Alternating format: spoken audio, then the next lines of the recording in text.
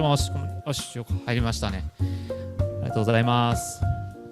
では、皆さん、ちょっとそろそろ始めたいと思います。ありがとうございます。皆さん来てくださって。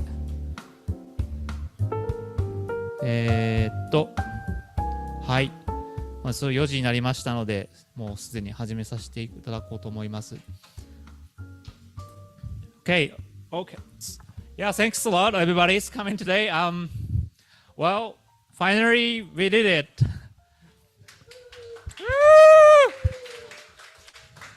So I guess that this is, like, unfortunately, we have it's rainy, so I think people will come later on. So yeah, I'm so honored and excited to launch this pre-event for Decentralized Science Tokyo Conference 2023. Woo! So yeah, today is just social gathering. So I'd like to express my sincere gratitude to all the supporters and sponsors who are supporting us. But before doing that, let me introduce why we are doing this. So yeah, there are a lot of people saying that we can use some blockchain technologies and some IPFS or like decentralized technology to support solve some kind of issues in science. That is called decentralized science.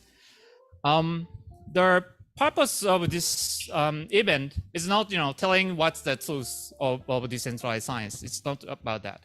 So this time we would like to just initiate discussion on decentralized science and share some progress in a new scientific science ecosystems. And finally, we'd like each one of you to start contributing by writing, coding, organize some events. So this is just beginning of beginning. So yeah, let's make it together. So there are multiple, bunch of some new types of models proposed by DeSci, and I guess we haven't explored what is like theory works out or not working out. But the BTDAO, for example, like propose a new models combining IP like intellectual property with NFT, and see how accelerate liquidity of those IP transactions. And tomorrow, we're going to introduce some of the players. Also, Michael here, BBDAO is going to introduce us. So tomorrow, we're going to have several 6 sessions, and unfortunately, like 2 people can't make it, so we have to reschedule it. But we have multiple sessions regarding decentralized science. Hope you enjoy. I will explain what those are in detail later. And this is like tomorrow's venues. Like Hall A is the main speakers at the Hall A, and the Hall B is like sub hall. So yeah, please join both. And I also like to introduce some of the our sponsors, Gifted Works, and Takeuchi-san is here supporting us. It's very huge. And we also have some other sponsors supporting us, Chugai and then to Noeon. And yeah, so we have a bunch of other sponsors supporting our travel grant. So yeah, let's thank them.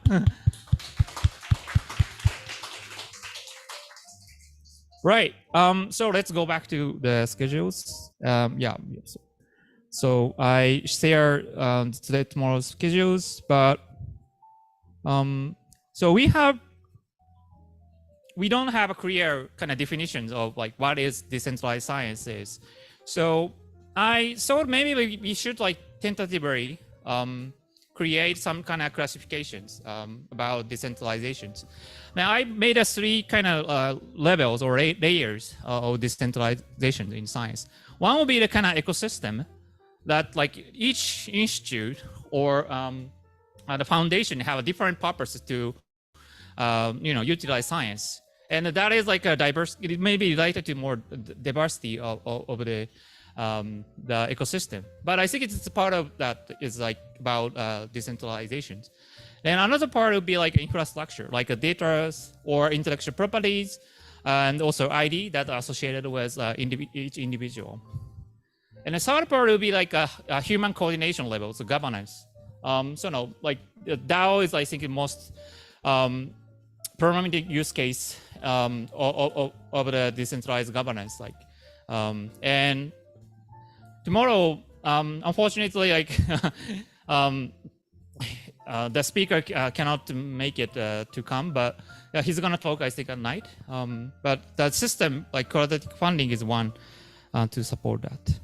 And now the sessions, I try to put one of those categories.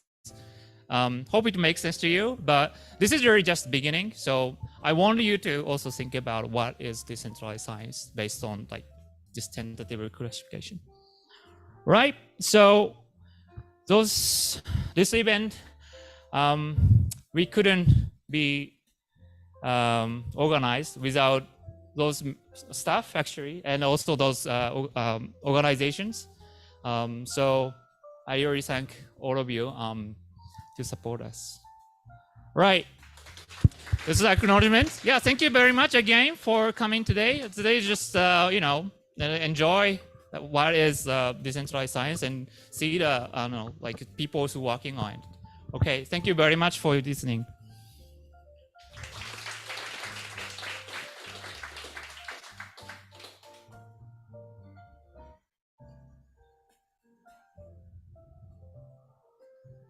Hi. Okay, so yeah, we're going to have a actually like some lightning talk here. So next speaker, please come here. I don't know who is that. Okay, next presenter is Zephy from SciSets. Please come here.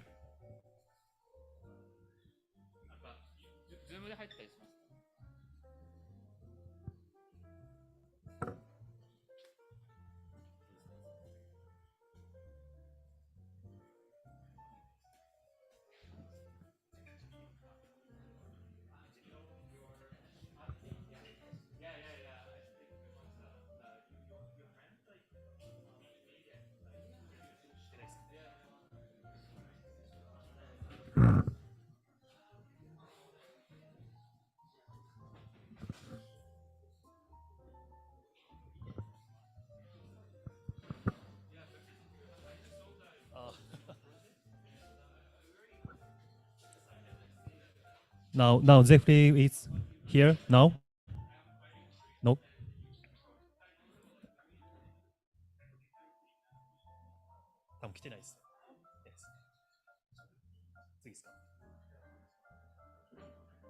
Okay, skip presentation. Next presenter is Bobby from Stable Labs.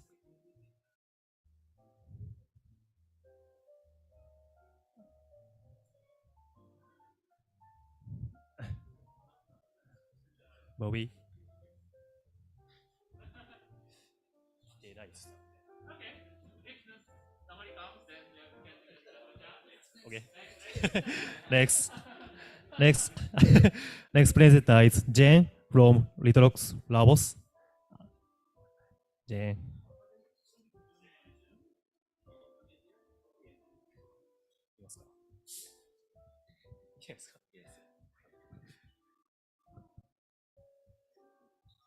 Okay. Next presenter is Hep4 from Pegasus.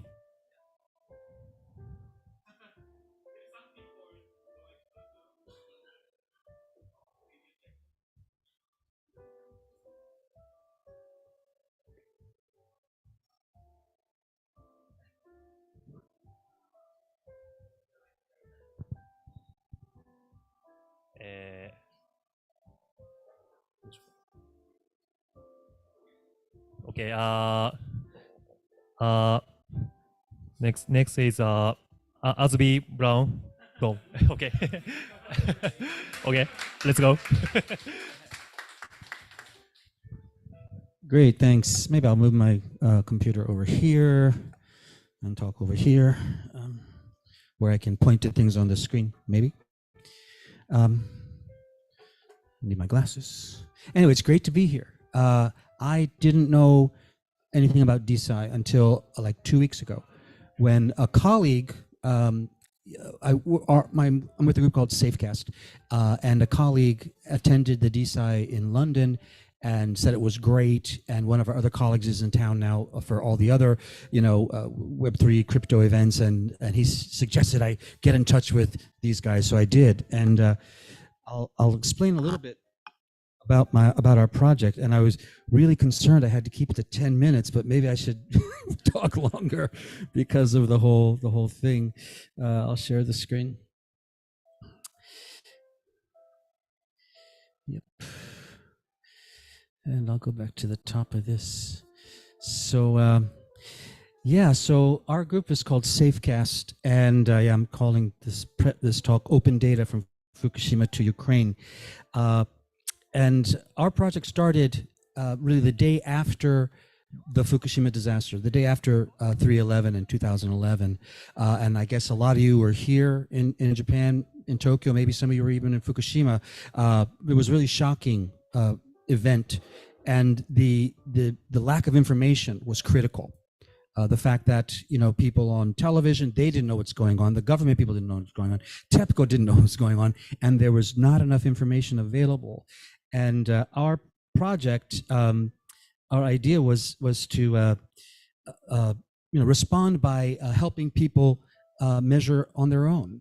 And we quickly put together like a team of hackers at Tokyo Hackerspace and started to develop mobile radiation detectors. We call them B-Gaigi, B because it looks like a obento. And this one is called the B-Gaigi Nano. And it was like the 7th device. And we just doing very rapid iterative design and testing. So in 18 months, we developed 7 different units. And it's very effective. It has a built-in GPS, data logger, very industry standard Geiger-Müller tube, so it's a Geiger counter. Everything's open source except for like the tube and the battery and a few other things. We wanted to make it as open as possible. And basically how people use it is you put it on your car, you walk around, and you can take the mini SD card and upload it that way. We also have Bluetooth modules to do it directly to a smartphone, and it really took off. We designed this as a kit. Before we got to this unit, we were making them by hand, and that was a real limit to how many we could make. But when we made it as a kit, then suddenly people all over the world were buying it online and building it. And before long, we had data from over 100 countries. Now it's over 120 countries, and this is all volunteer-based. So we learned. I mean, one of the things is initially we thought the hardware, and the coding would be the tough part, but the people part is the hard part, right? And that's something that we've learned a lot. And I just to give you a little bit about my background, I'm not a scientist. I'm from America. My background is art and architecture. In fact, I did my graduate work at Todai in architecture, finished around 1995. Taught university, still teaching and stuff. But when the disaster happened, I learned. I'm a researcher, so my role is lead researcher. Anyway, this is a screenshot from our map. So what we have done is made an infrastructure where anyone can gather their own data and then upload that data, put it in the public domain. So we don't think we own this data. This is public data. And again, it's totally open. Nobody needs any permission to download it or to use it. And we just passed a 200 million data point mark back in February. So we have over 200 million data points in our database, which is a big database. That's really big. And of course, we're thinking a lot about, the main issues. One of the biggest issues is, of course, the social side. I mean, the safety, health with radiation, these are key issues, but social, what do people think is happening? Do they know what's happening? Are they informed? Are they consulted?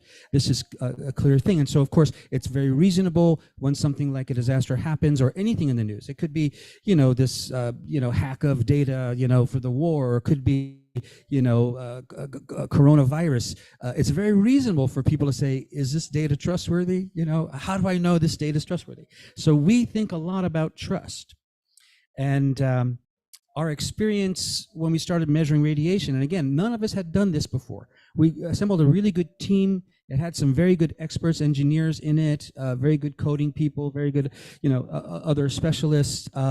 But when we started to interact with like government and official institutions, we saw they were all this way. They were all centralized, top down, and gathering a lot of data with no standardization actually in the devices, which there's scientific protocols, of course, which, is very carefully calibrated and they're all licensed, but they couldn't do a thing to really help people after that accident. They were not prepared. And our approach, is very different. Our idea is the B-Geige is a massively distributed sensor system. There's thousands of these out in the world. They are all identical in performance and specifications. And we think of our system as a way to generate trust that it is possible if the system itself is open and transparent, which we take every great effort to do, then if you trust the system, you don't even have to know the other people or trust them. And also in terms of the quality of the data, in many places like in Japan and lots of parts of Europe and North America, same places are being measured over and over and over again. So the little uncertainties basically are averaging out of that. So for us, it's about trust, and it's the opposite of a centralized control model. We don't tell people where to measure. Anyone measures wherever they want, and people have a lot of reasons to participate. Some of them, maybe they're anti-nuclear, and our group is not, we don't take a position. We're not anti-nuclear, not pro-nuclear. We're about the data.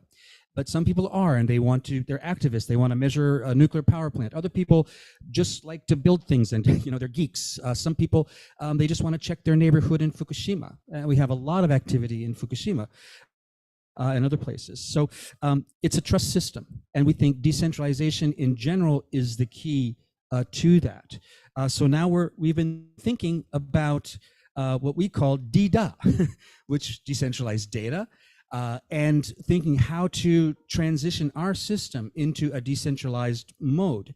And we're, of course, looking at governance. We're looking at the database itself. And I would repeat again that our database, again, there's a main server feeding our main map, but there are hundreds, if not thousands, of copies of that database around the world because anybody can download it. Plus, the data still remains in individual devices and people's own, home servers. So we think it's important to have the data, as many copies of it distributed as possible. So we're still in the thinking stage on this, and I think. But one reason I was happy to come here, and I'll join tomorrow, is to learn what everyone else is doing, and to try to find some ways maybe to collaborate or to try out some of the techniques that we're learning about. And we think that DDA is obviously universal, resilient, sustainable, economic, and inclusive. And this is not the way things have been before. And again, in our project, we tried to create the same characteristics, focusing on open data, focusing on citizens and their needs and involvement. But now we're going to a new phase, right? And it's very exciting. So one thing that happened last year with us is we are measuring all around the world, and when the Russian army invaded Ukraine, especially Chernobyl, this was a real kind of a, let's say, a crisis. We again found that here's another nuclear crisis happening, 12 years after Fukushima. And maybe you guys remember what happened when the Russians went into Chernobyl. The sensor systems went down. There was a big spike of data, big spike, and then they all went down. And the data was unavailable from any of the government sources. But so we were looking, and people were asking us, we had a lot of data of Chernobyl. This is Chernobyl from before, the invasion. People would go, journalists, scientists, researchers, even tourists would go and measure around in Chernobyl. But this is not real-time data. This is older data, months older. So we wanted to find out, what we could do to get new data. And it turned out that there was a group in Ukraine, an environmental NGO, Their group name is Save Nipro, and they had a website and an app called Save EcoBot, and they had the data. They had been scraping that data constantly for over a year, and this volunteer NGO were the only people who had radiation data for Ukraine and for Chernobyl after the invasion, which was amazing. So we got in touch with them. It's like, oh yeah, we know Safecast. And so we started to talk and figure out what we could do together. And of course, you all remember Russia attacked the Zaporizhia nuclear power plant. I was up late at night watching this on YouTube. It was crazy. You know, this is still going on, this problem with Zaporizhia. And people need to understand that promoting fear is the goal here on the part of certainly the Russian government, Russian military. It's an information war. And of course, Ukraine does its own information war as well. And our question is, how can we respond? And not surprisingly, we think it's by providing trustworthy data. So we're looking at what else we can do. So we started a project called BGAIGIS for Ukraine. And our partners are Save Nipro, so the group who had the data. And they're constantly persuading, trying to get the Ukrainian government to open up the data, but they really, there's this allergy to openness, right? In government, in institutions, in industry, so they have a hard time, but they're working very hard. The Czech National Radiation Protection Laboratory called SURO, who we had a project with years before, they had a lot of our BGAIGI detectors. And then the Chernobyl Radiation Ecological Biosphere Preserve, which has researchers who are introduced. So we made a project called BGAIGIS for Ukraine. And basically the department head from the Czech laboratory in Prague brought a box of like 8 detectors to Berlin on the train and gave them to a humanitarian group who then drove them through Poland into Western Ukraine, and then the NGO picked them up there and distributed them, both to researchers in Chernobyl and then to other people who were driving in Ukraine, particularly humanitarian people. And this is our partner, Pavlo Kachenko. Again, he didn't know anything about radiation. He's an IT guy, but he made this very important project, and I talk with him just about every day. So, you know, the Russians pulled out of Chernobyl beginning of April. Finally, people could get access, and there was a lot of news about, you know, the Russians were digging trenches and were they dying of radiation poisoning and stuff. And one of the cool things about this war is the amount of geolocation that's going on, so-called OSINT, but, you know, a lot of open source information. I don't know if you know Watanabe-san from Todai. We old friends, we talk a lot. Watanabe-san and Furuhashi-san, they have a great mapping project. So we were able to geolocate very quickly where those trenches were based on this drone video that had been released. And then within about, well, a couple of weeks, it took up a couple of weeks, but in May, a researcher in Chernobyl was able to go by there and measure. Now, he only was on the road. The first data was just the road. And we could compare that to data from 2019, which we had in the same spot. And at least we can say, well, there's no big change, at least there on the road. And of course, right where they were digging, it is higher. And this was faster. This was before anyone. This was before the Ukrainian government, before the IAEA, before Greenpeace, before any of those people. You know, we were able to make this happen in our sort of human-centered, open way. Yeah, so since then we have a lot of data from Chernobyl since, you know, last year. All of this is new, including people walking, you know, through the forest, etc. And our partners, again, they're the ecological preserve. So they're like rangers. Their job is to check on the trees and the wildlife and stuff.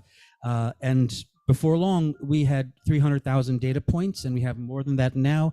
And this is our BGAIGI unit on the window of the Ranger's four-wheel drive vehicle in Chernobyl. And again, we're talking with these people a lot, and we have a lot of data from Ukraine in general now, including close to the battle lines, because some military people are using our systems, and one of the things we're doing now is getting donations of personal dosimeters and other detectors for people there. But the big issue for us is to provide real-time sensors. Again, these are mapping sensors. You go around, it makes a snapshot at one point in time, but we also have real-time sensors. This is our newest model. It's called the RadNote. It's totally wireless, totally self-contained, solar powered. It has something called Note Card, which is a cellular modem prepaid for like 10 years, can work in like 100 different countries. So we were able to send a beta unit, which is now in NIPRO, and then we're sending more units. But we want to get some detectors close to the power plants that people are worried about. It's going to take time because it's very, very dangerous. It's a war situation, but I think we can do it. So to end up, I'll say what we think is needed: multiple, robust, resilient sources of environmental monitoring information openly available to the public, and it should be decentralized. So that's our direction, and that's the end of my talk. I'll be around and happy to talk to everybody and pick your brains and tell you more if you want to know. So thank you.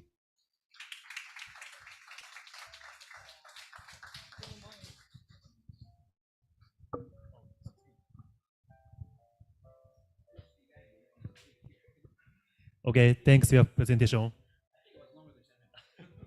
Okay, okay.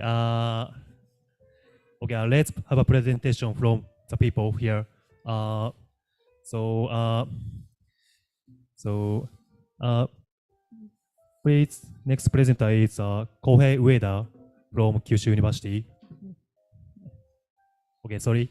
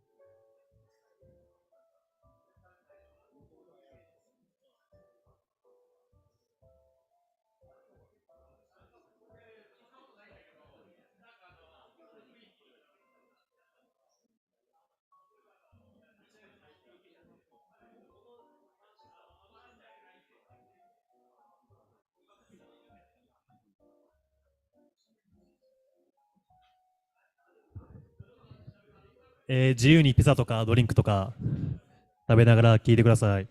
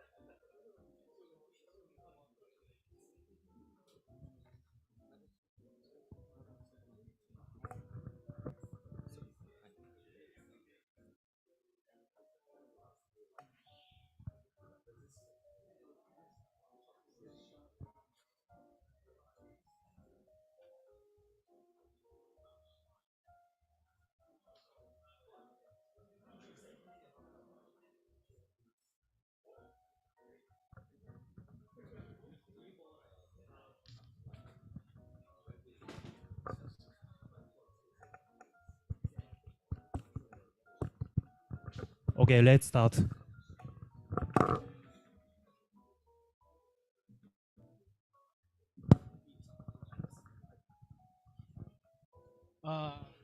Sorry for waiting. I will start. I'm Kohei Ueda from Kyushu University. Today, I will talk about new academic publishing system. Mindao with ABCDF Publishing will dismantle academic borders. We are a team made by psychologists and neuroscientists. This is our team. So on behalf of them, I will talk about this idea. First, oh, sorry. Yes, open science is very important for our society and science because we are psychologists.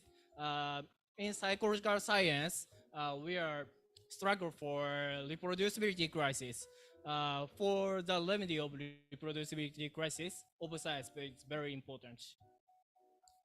Then promoting open science and then reducing researchers' tasks and burdens, we are proposed ABCDF publishing system inspired by DeSci. And then implementing ABCDF publishing, we will start Mindao maybe coming soon. And then please give us advice and we'd like to discuss. First, why open science is important. Make transparency,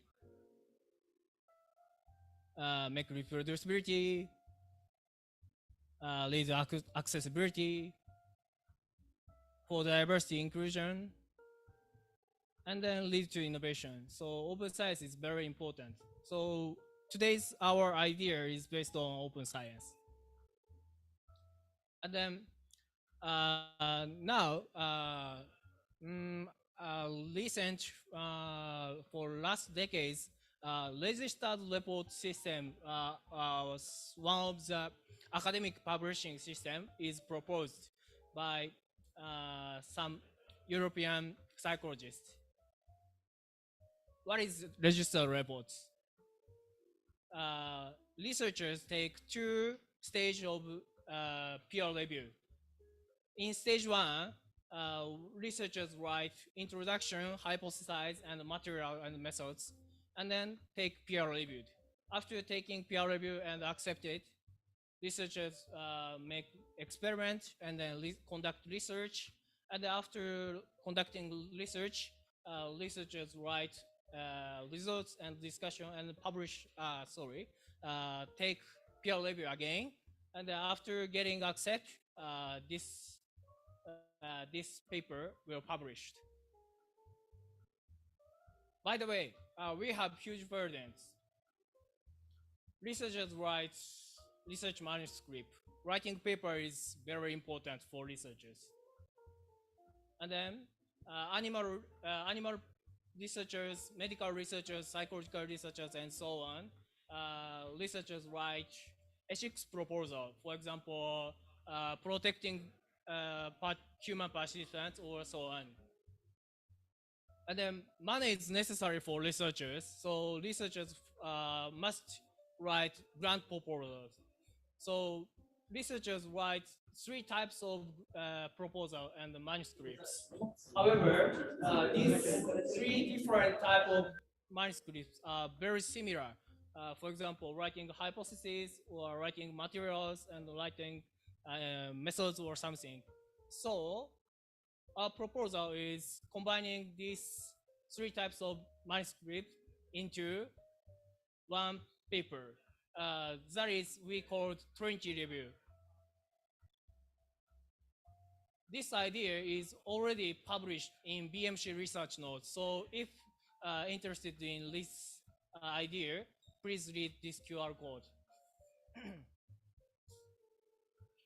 And then, so as I said, researchers write first draft and then pre-registered researchers manuscript and then get taking peer reviews and then funding reviews, and then after that researchers doing research, making experiment, and then after that publish this paper. However, this type of new idea still have big problems. who manage this system, how I incentivize to reviewers. In these days, peer review system, this is volunteer work, based on volunteer work. It is not sustainable, I think. And then, is the centralized publication system good? I don't think so. So, we also propose a second idea, that is ABCDF publishing. What is ABCDF? A, autonomous, B, bidding, C, credible, D, decentralized, E, ethical, and then F is founded. As I said, registered report system contemporary is here. We take 2 times peer reviewed. And then Trinity review system combining scientific and ethics and grant review, as I said. ABCDF publishing is also same flow as Trinity review system, but this is conducted by decentralized autonomous organization. We already published preprint, so if interested in this our proposal, please read this QR code. ABCDF publishing has 3 solutions. Who manage this system? That is this, as I said, decentralized autonomous organization. We call this is MindDAO. So purpose is mind, psychological research. How I incentivize to the reviewers? We will issue MindDAO token. And then, is the centralized publication system good? In present publication system, published company has strong power. For example, Elsevier, Springer Nature, or something. So we want to decentralize decision making by Web3 tech. So as I said, registered report system contribute to open science. So ABCDF publishing is also based on registered report system, so contributing open science. And then for making decision, we will want to use blockchain voting.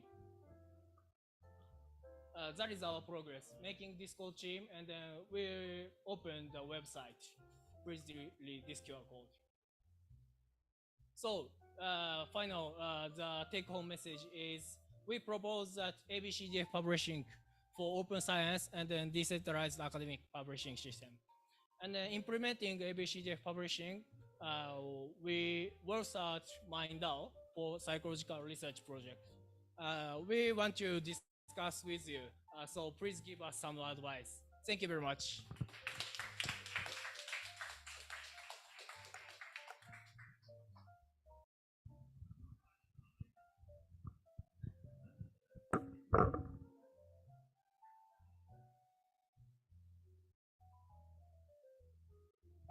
Thanks for your presentation.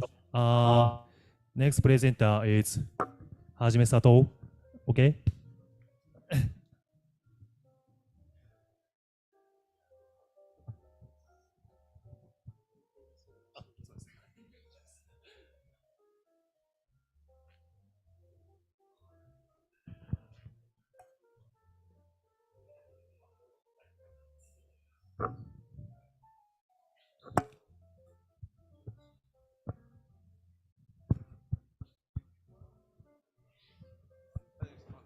Okay, thank you so much for everyone for joining today. And my name is Hajime Sato, and I'm the co-founder of the Health Quant, which is providing the healthcare data marketplace solutions for the healthcare data companies and also the DeSci DAOs as well. And so today, let me introduce our teams, actually what you're doing now, and I'm seeking a collaboration partner to establish our Health Quant ecosystem. So HealthQuant is the healthcare data marketplace, which is built under this concept. And our team member, so actually we are a very young company. We just established this year, but we are working this project from last year.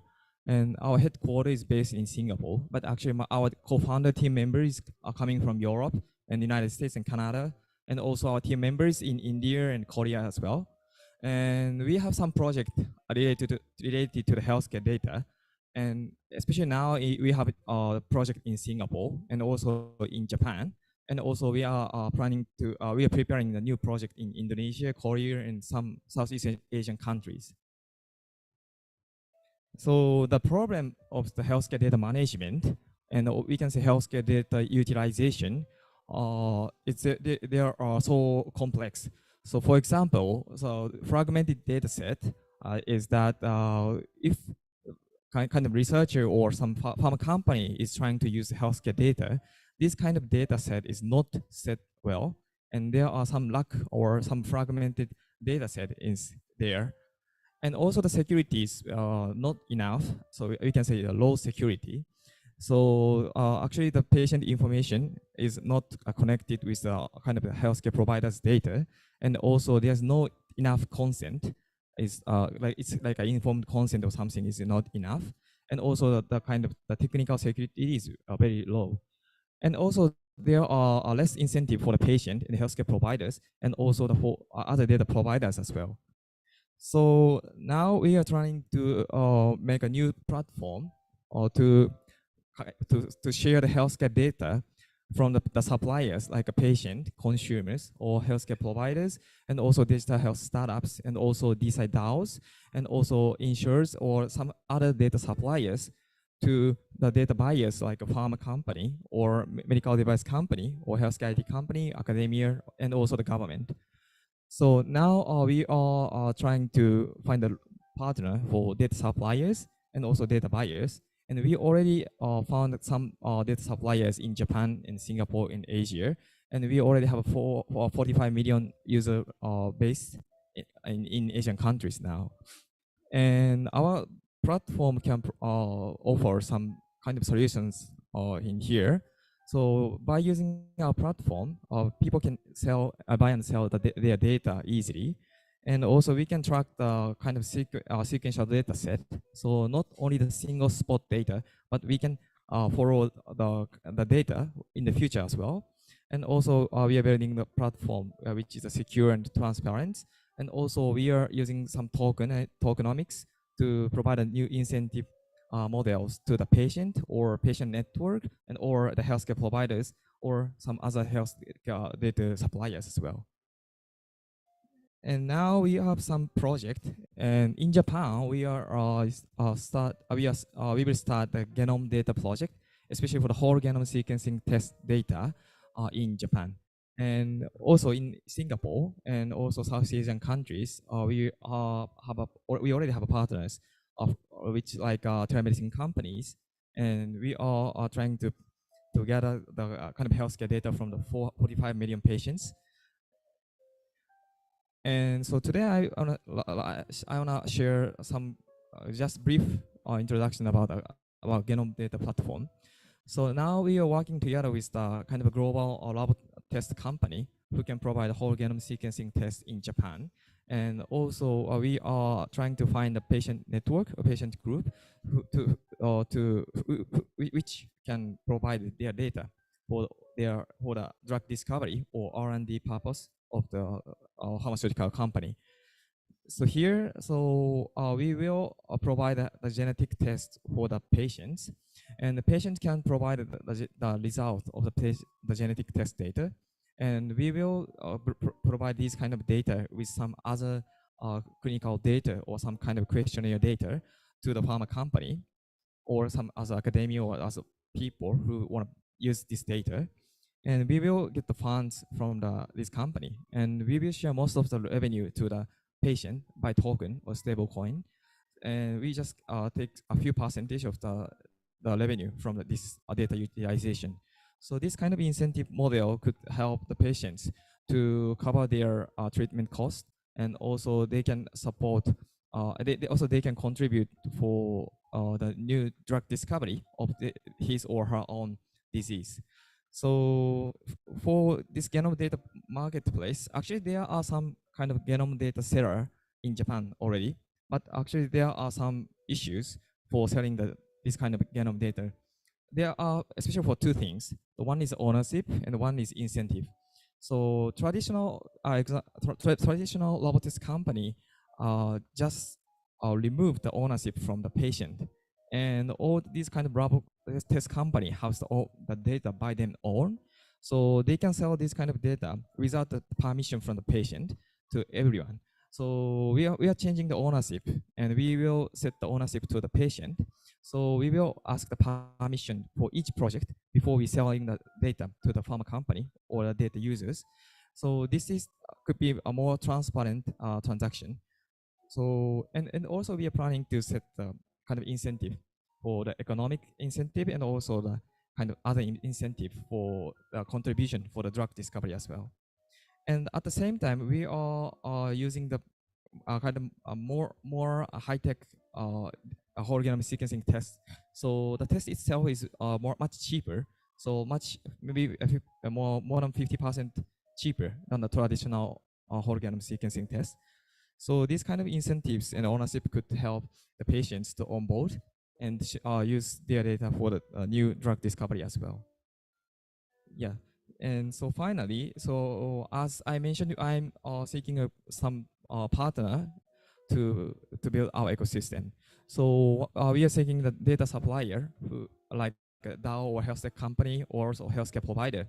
And also we are seeking data buyers from the pharmaceutical company or academia. And also we are a very young company. So we are still seeking the team members like engineers, community managers, and the BD guys in Japan and Singapore as well. And also we are building our platform. So we wanna find the protocol partner like a database or security or ID or something. And also we are all raising pre-seed fund and already confirmed the lead investors, but we are still open for the other investors. Yes, so that's it. So actually our focus is to change the healthcare industry, and we are coming to this industry from the data side. But at the same time, we want to change some kind of new ecosystem, new economic model, new incentive system of the healthcare industry itself, not only the data. Yes, so let's work together to change the world. Thank you so much.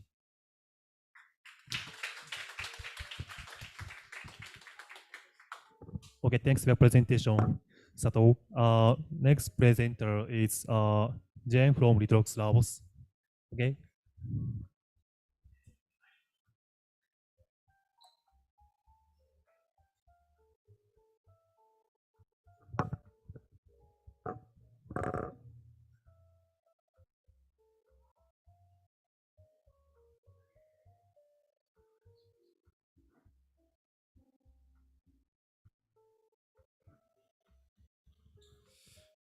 Hey everyone.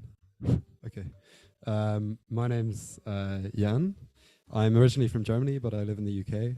And I'm currently in Tokyo actually for the ETH Global Hackathon, which I'm also partaking in. And I want to talk to you about Web3 credentials for Web2 scientists, the path to an integrated science which supports innovation and diversity. So my background is actually very much a traditional science background. I'm a physics PhD, but I really enjoy programming and I've been interested in blockchain for a while.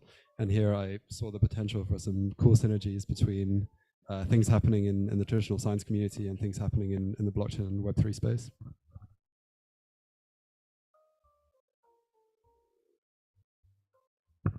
So why do credentials matter? I just want to give like a quick rehash of my understanding of science and what it's about. So for me, science really is about developing theories and models to better understand the world. And important desiderata of theories and models are their theoretical soundness and empirical support for them. So for example, you can have a theoretically sound mathematical model where you can prove a certain statement is true. But on the other hand, this is like on one end of the spectrum, for example, say in string theory in physics. On the other hand, you could have theories and models which are strongly supported by empirical data. So for example, you could have a certain type of medicine where the mechanism by which it helps people is not well understood, but there's a lot of data showing that people who take this particular tablet immediately feel better, even though it's not theoretically well understood. And I think credentials serve as a pretty important tool to guide this sort of discussion and discourse, because they give you some sort of prior probability with which you should assess something. So for example, if you're trying to find a mistake in a 400-line mathematical proof, it's just pretty unlikely that someone who's not worked in formal math at all in the past is going to find that mistake. Not to say it's impossible, but it's just unlikely. So I think traditionally in how we've conducted science, these kind of priors are pretty important in guiding our discourse. And of course, this is not to say that credentials are the be all and end all, but I think they are sort of an important cornerstone of how we do science today. And I think I currently see a really cool way of integrating them seamlessly into DeSci and the whole Web3 ecosystem. Very slow. Okay. So yeah, why do we need Web3 credentials? So I think DeSci is super exciting, has shown a lot of promise. There's a lot of people doing like really good work in the space, and I think we should believe in the virtues and values of open science, and therefore I think that on-chain research activity should be reasonably traced to some sort of unique researcher identity.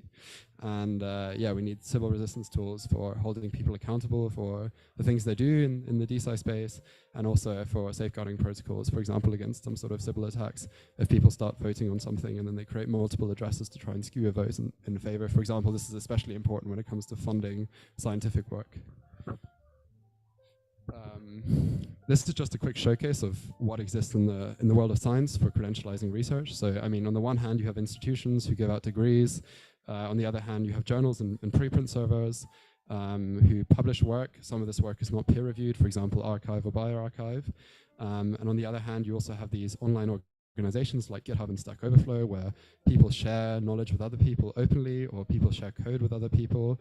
And there are also tools by which people's reputation on GitHub or Stack Overflow is mediated by people upvoting the content they put on there. So if you post some really good open source code, then your repo might get 1,000 stars, and people might think you're a very skilled coder.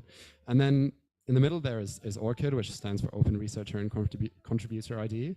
And I think this is a really cool tool which aggregates a lot of information about your sort of researcher identity. And the cool thing is also that they actually collaborate with institutions and a lot of journals, such that you can always see the source of information. So you can't just create an ORCID ID and put a lot of stuff on there and have it say that it's verified by a journal or an institution because you just put it on there yourself. So this sort of is like, I think, a reasonably good source of truth, especially if the information on your ORCID is verified by an external source. And I just want to say that a lot of tools out there are actually really good, and we don't need to completely reinvent the wheel. I think you never want to do that. If you want to build something on the internet or in the world of Web3, I think it's always good to take a step back and look at the things that already exist. So what should a blockchain-based identity and credential layer look like?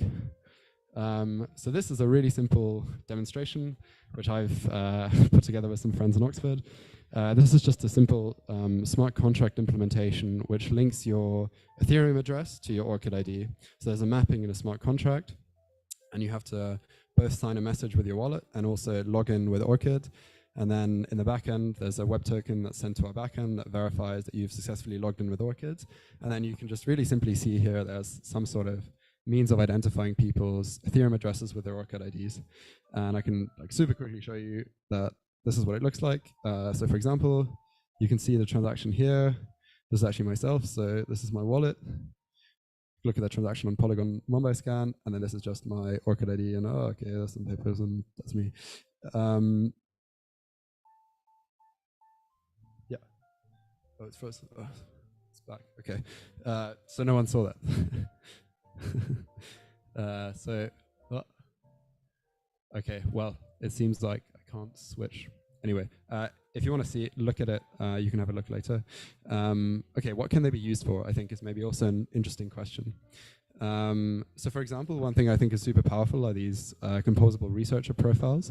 And this is like a demo that we built. So you just log in with your wallet, you hook up your wallet to ORCID, and then it fetches all your publications and all these things you want to display. And it just aggregates information from all these different sources. And I think that's something interesting that DeSci are also pursuing. I think that is something super powerful if you aggregate information in this way, and you can simply log in with your wallet. People can also see what you're doing and see your on-chain activity, and then you can interact seamlessly with each other. Another cool thing that we built is a proof of concept for incentivizing high-quality peer reviews. And there's a lot of technical nuances, which I don't want to go into detail. I think if you want to chat about it, you should see me later. There's also a GitHub repo and a Vercel app where we show how this works, but basically if you want a paper reviewed, then you put your paper on there, and then you can ask basically for a review. And if you on the other hand want to review a paper, you need to sign in and verify that you have some sort of researcher ID. But at the same time, there's kind of a clever like ZK-inspired mapping, which then hides your identity when you submit a review. And then there's some sort of higher party which will approve or reject the review. And I'm not sure that this is kind of the perfect implementation, but I think it is pretty cool, and I think it satisfies a lot of the desiderata for kind of on-chain peer review, where there's a bounty associated with a review that's released to the person that successfully reviews a paper. And just to showcase on the right-hand side, there was a super comprehensive survey on peer review done with researchers in the space, and I think something like 80% of people working in science said that they were unsatisfied with the current peer reviewing system. This is again rather technical. I'll just say that we've also thought like pretty in a lot of detail as to how reputation can be aggregated. So if you do a lot of voting in the context of peer reviewing, you can then establish some sort of like holographic consensus whereby people's reputation is changed in accordance to how well they decided with the aggregate statistics. And I will just say that we haven't really figured out like how this should be done, but there are a lot of interesting possibilities. So for example, you could reward people in a really simple way where if they, for example, vote in accordance to the majority, their reputation increases by 1 point and decreases by 1 point if they don't vote in accordance to the majority. But then there's all these like clever schemes which are all non-gamifiable. They all have zero net expectation value, which can like skew the accruement of reputation in different directions as to whether you are closer or further from the aggregate statistics. One last thing I quickly want to mention is that there was a really comprehensive study actually published in Nature, funnily enough, quite recently, saying how papers and patents are becoming less disruptive over time. And one thing that was found in this, they had these composite indexes which rated the disruptiveness of papers, the CD score.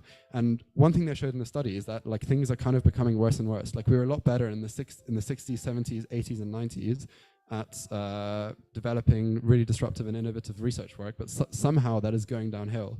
And one reason is perhaps that current funding mechanisms don't sufficiently incentivize super innovative and disruptive research work. So one, I think, pattern we're seeing is that people are sort of incrementally improving on things that they're doing at the moment and are don't really want to take many risks when it comes to pursuing new research goals, because there's a prospect of not being funded. And if you're a researcher and your funding dries up, then you're pretty screwed. Because it's not like a private market where you can easily sort of raise money for your research endeavor, even though obviously people are forming companies to do that. So this kind of researcher identity and on-chain credentialization and on-chain reputation aggregation is potentially a really useful tool for improving the way we fund research. And there is some really interesting work being done by Protocol Labs on a concept called hypercerts, whereby they kind of want to aggregate impact and basically kind of start issuing these certificates. When you start pursuing a particular research project, you say how much impact you estimate this will have, and then people eventually vote. And then there's a way in which these certs can be kind of monetized, and people who want to fund the work have retained fractional ownership of this impact certificate. It's not super true, and I really recommend checking out some of the work Protocol Labs are doing, because I think it's really cool. And as one last thing, I just want to show a previous hackathon project as well called Retrox, on-chain retroactive public goods funding, which is a means to distribute funds super efficiently and in a transparent manner to open source projects, so-called digital public goods, but also this would work for any sort of public good in general. And if you're interested in this and you want to see the demo or you want to see code, just chat to me after. I won't go into too much detail, but I want to bring it back to the Sybil resistance, because basically this is all done on chain. But the way funds are dispersed ultimately is by having an expert group of voters which vote on the projects which they think are like the most impactful or the best, or the ones which should be rewarded to the highest degree. And this needs a rigorous and solid Sybil resistance tool to authentify these people who are quote unquote experts who should decide as to where funds are assigned. So I just want to thank all the people who I've worked with in the past. I very much worked part-time on this. I'm still a researcher. But if you want to get in touch with me, you can follow me on Twitter. Hit me up on Telegram. There's also our Retrox Twitter. And one last thing, we designed a survey on for people to fill out as to how they think blockchain can be useful for advancing science. And I'd be actually extremely grateful. We're trying to aggregate like a lot of information as to what people think about like where DeSci could be, where like blockchain technology could be useful for advancing scientific research. And yeah, I'd be super grateful if you could fill this out. And yeah, we're really interested to aggregate as much information as possible. And thanks everyone for listening.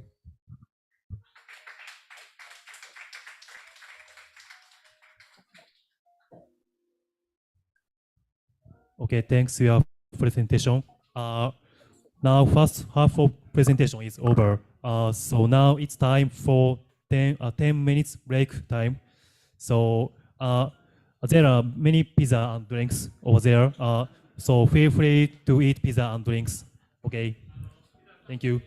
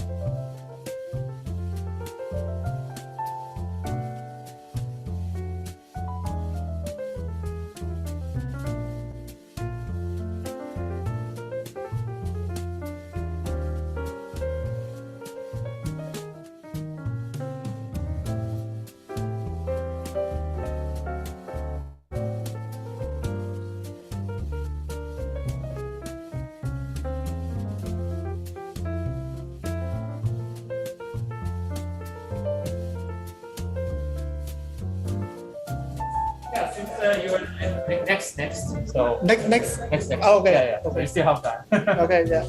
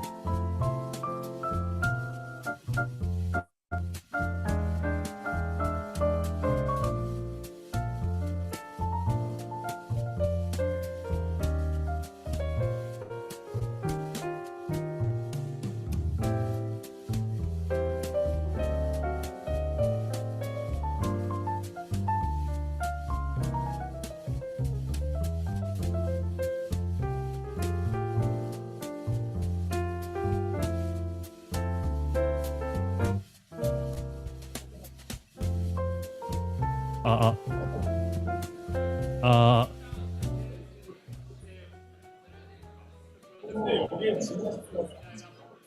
Okay, let's start presentation time. Next presenter is Daisuke Miyashita from Chikemi in online session. Okay.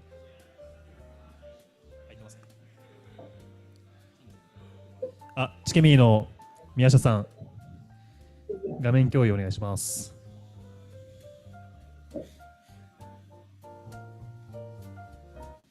はい。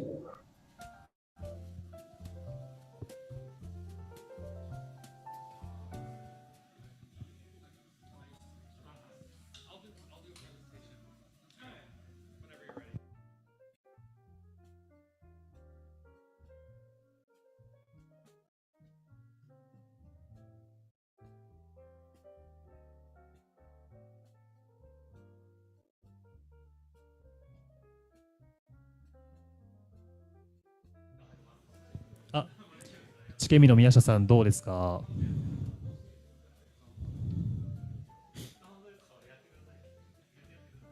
聞こえますでしょうか？聞こえております。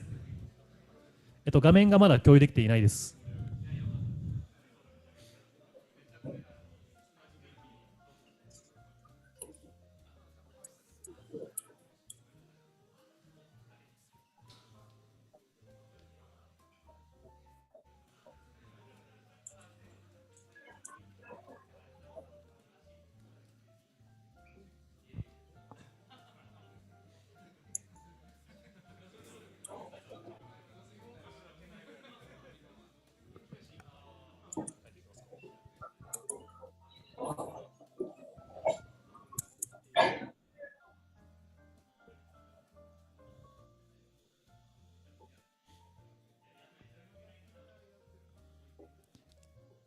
チケミの宮下さん、聞こえていますか？はい、聞こえております。はい、ありがとうございます。画面の共有って今できますか？電波がないな。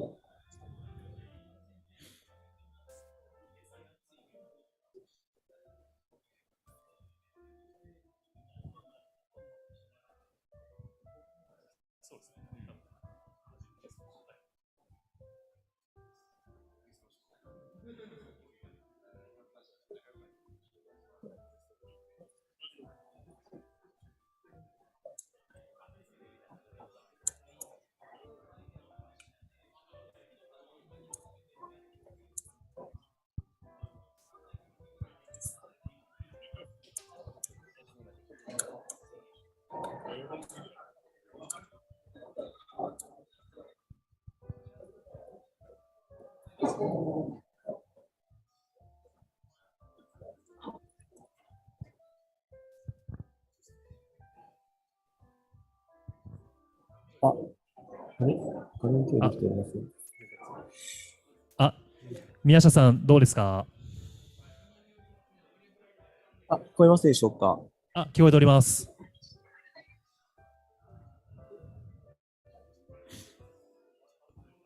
今共有されましたかね。今見ますでしょうか。今、全体のページが見えてる、パワーポイントが見えています。はい。この電波がね。見ますかね。今、全体で表示されました。ありがとうございます。はい、ではよろしくお願いします。お願いします。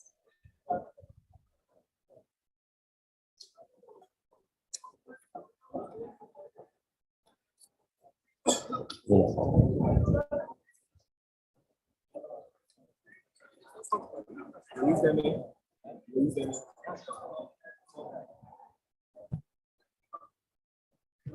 こえますか？Can you hear me? はい、聞こえています。Can you hear me?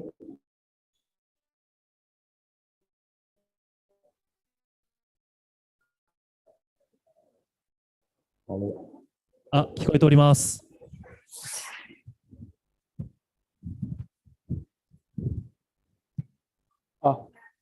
違います。では、始めます。今、画面が共有されていないです。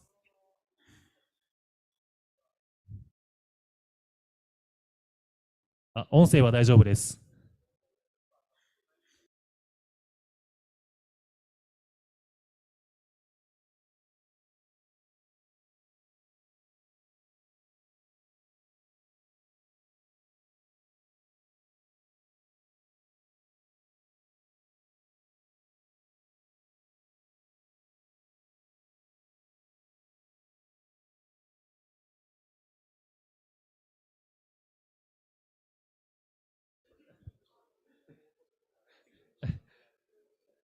Okay, let's skip presentation.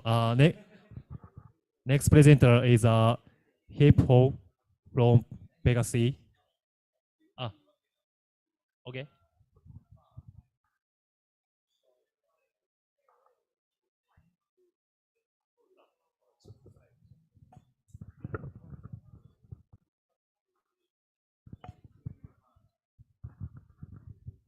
Oh, hey. Hello, everyone. Sorry, I'm a little sick right now. So basically, I'm here. Currently, 見ますでしょうか。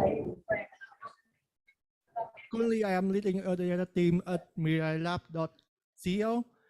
We build Pegasus.io, a gaming project that we deployed on Polygon like a year and a half ago.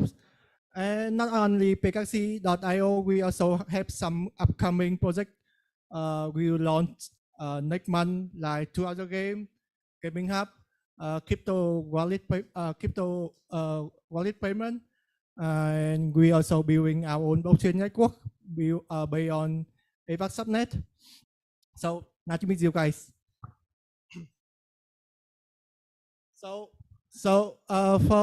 For the talk today, I will just talk a little bit about what I have done in Pegasus, about little bit about overview of Pegasus massive data, and I will mostly focus on the mistake that I got when I work at a data guys in Pegasus. If you want to go job business rapidly, you need to like learn from mistake learn mistake from others. So for the talk today, I will focus more about mistake that I got when I work in Pegasus. So about Pegasus massive data, we are gaming projects that deploy on Polygon a year and a half ago. In a peak, we have to in a peak we have 200,000 daily. In a peak, we have 200,000 daily active users, and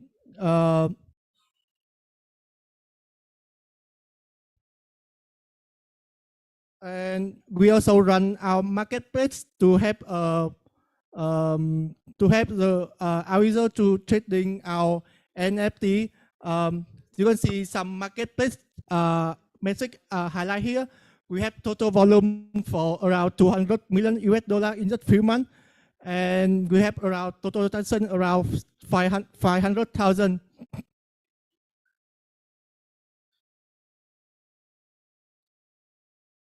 Yeah.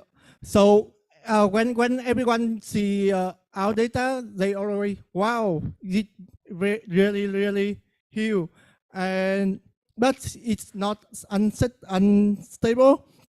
So even one of our smart contract even on top five on top five smart contract ordered by number of transactions in Polygon. But you can see it's not unstable. It's just rapidly grow for just few months and then just go here.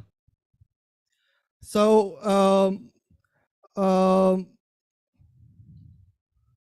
so we have some really cool data, but we also got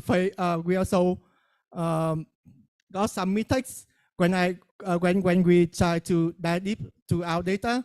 We realize we make some mistake in the past.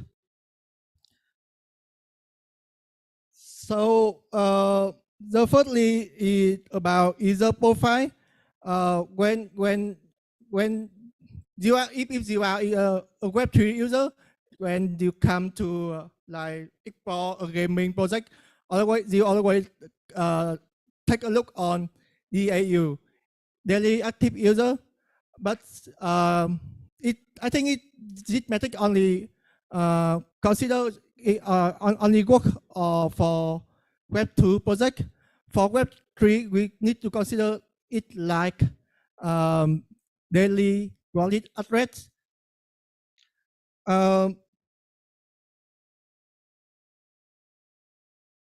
Therefore, building a user profile in Web3 project it is on the important part if you want to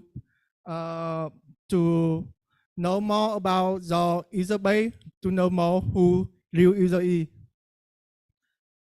So then to build a user profile on Web3 project is quite complex for sure, because you need to combine web obtain data by interact with the checking SDK or combine with the on-chain data.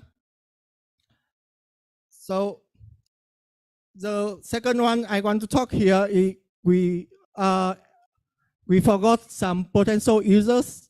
As I mentioned above, we have marketplace with a huge, very big trading volume, around 200 million trading volume in just few months. But however, when I dive deep into our data, I realized we miss a lot of potential users can help us to increase our trading volumes. We miss around 80% of total users that tend to explore about our NFT pricing by frequently viewing our marketplace platform.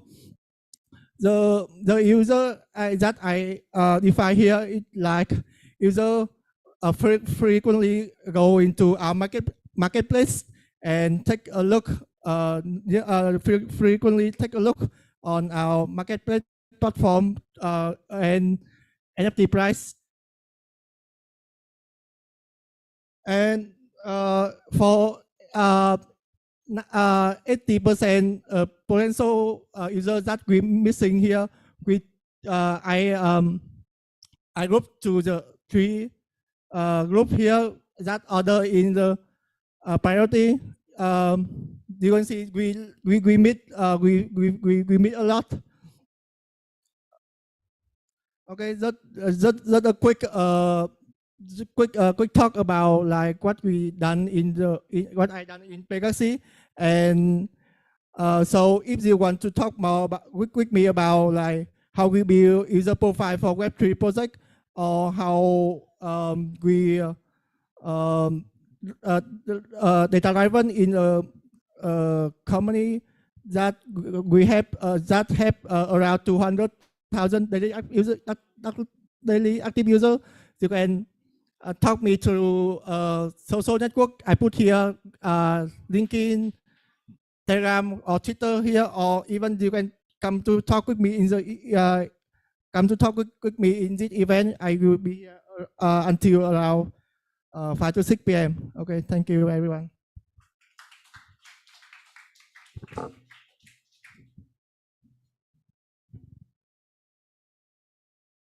Okay, thanks for your presentation. Next presenter is Daisuke Miyashita from Chikemi. Can you hear me? Yes, thank you. Okay, let's go. Yeah. Sorry for my question. I'm in Tokyo and suddenly my files go out. So let's start my presentation. Hi, I'm Daisuke Miyashita from Ticket.me. Ticket.me tagline is buy and sell everything by ticket.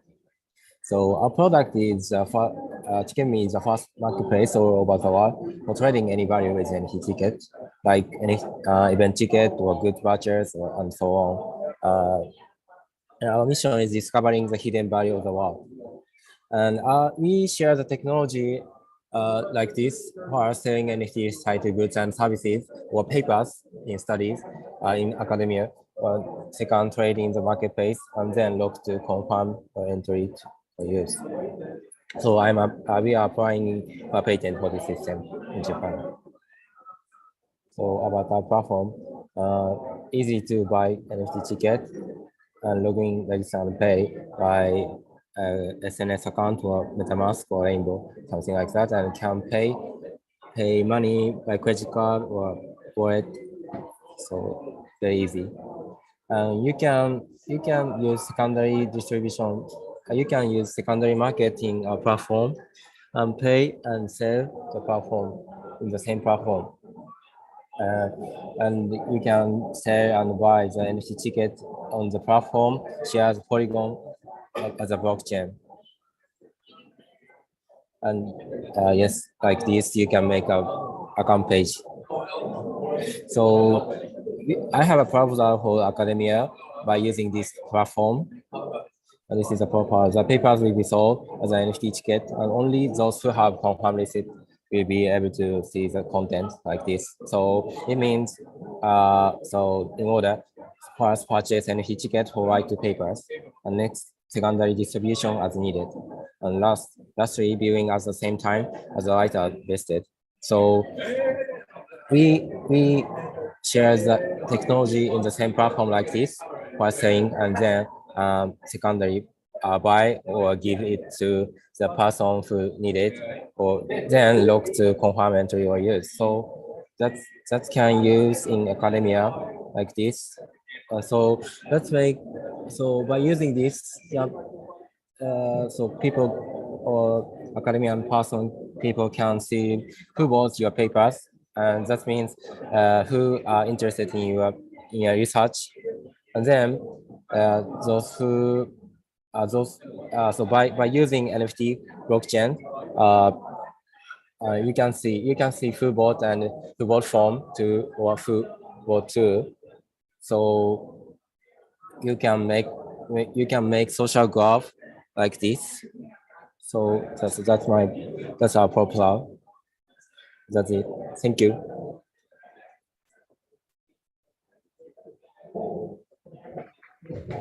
Okay, thanks for your presentation. Next presenter is Harukian from Medical DAO. Okay, let's go.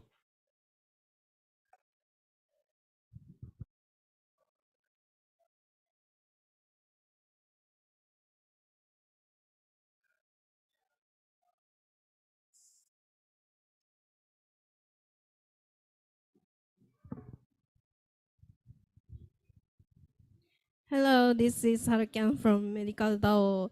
今日は日本人の方が結構多いので、日本語でお話しさせてもらおうかなと思います。すいません。スライド is made in English, so you can enjoy. 今日は、Web3 の、医療における可能性についてお話しさせていただきたいと思います。私の名前は、ちょっとはいの音切れちゃってるんですけど、ハルキャンと申します。コーファウンダーの、メディカルダウンのコーファウンダーで、今、研修医として横浜市で働いています。あと1歳の男の子のお母さんをやっていて、あとは、医療 AI の企業で、CEO 補佐をやらせていただいております。という感じで今日はなんか医療者目線から見たその Web3 とかの可能性についてちょっとお話ししたいなと思います。よろしくお願いいたします。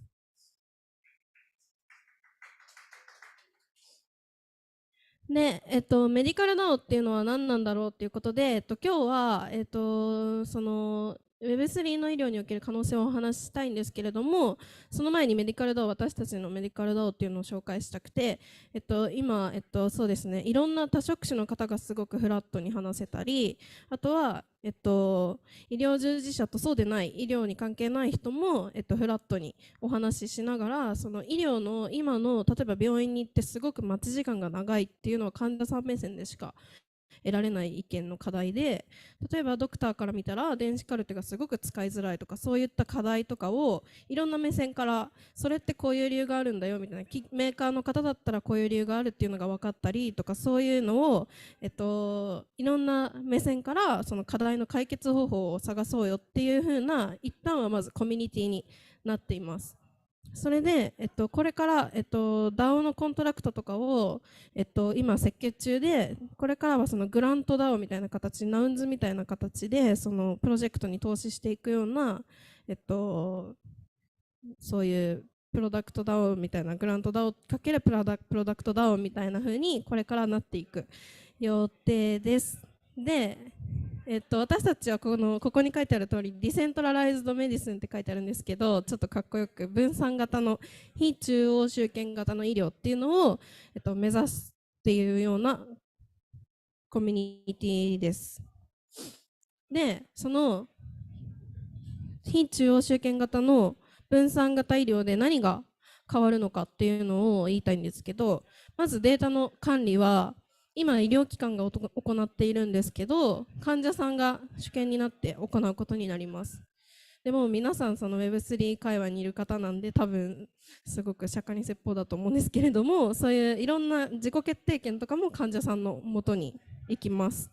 そして、資産がですね、今は電子カルテの記録だったりレセプトっていうそのなんだろう、お薬をこれを処方しましたとか、そういうなんか情報、そう結果的な情報が今価値のあるものなんですけど、これからはその患者さん自身が入力した自分の医療情報の記録だったりとか、あとは遺伝情報だったりとか、あとはそうですね、こういう薬を今飲みましたっていうのを患者さんが入力するものが資産になっていくと思います。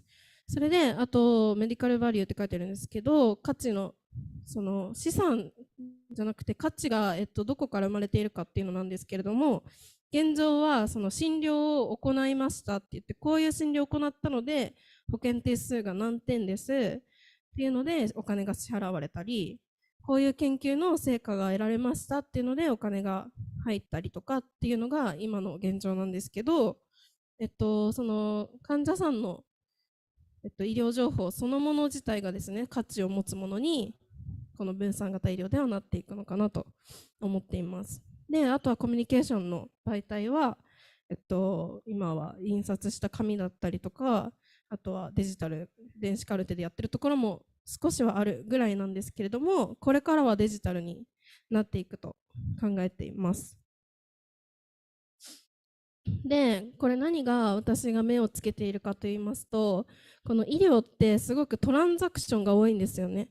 何をどこをとってもなんかその取引が行われている、この図を見てもらえたら分かると思うんですけれども、なんかそのいろんな人とかいろんな企業とか機関とかが関わっているので、いろんなところで取引が発生している。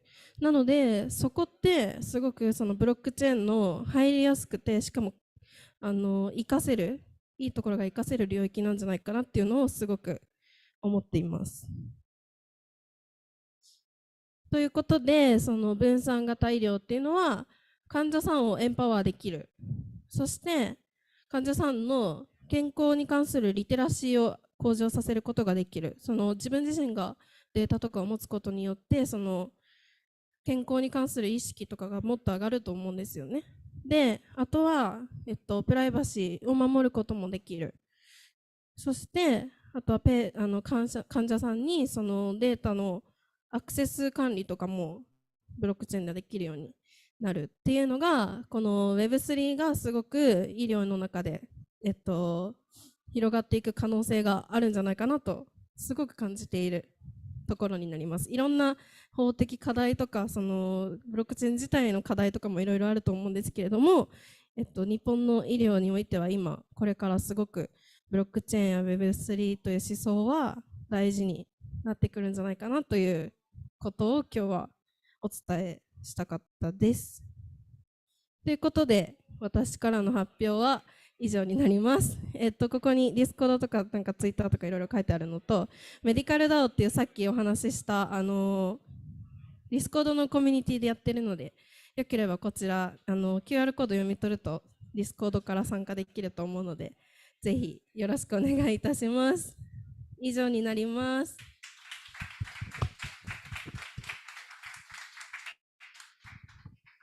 Okay, thanks for your presentation. Let's move on next presentation. Next presenter is